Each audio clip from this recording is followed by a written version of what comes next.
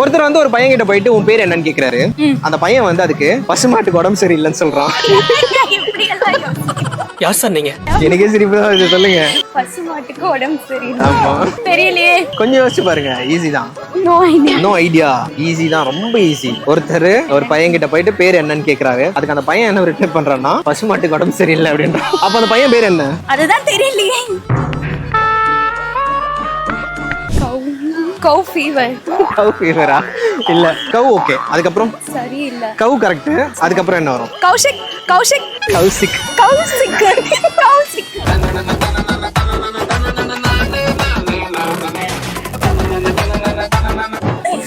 S.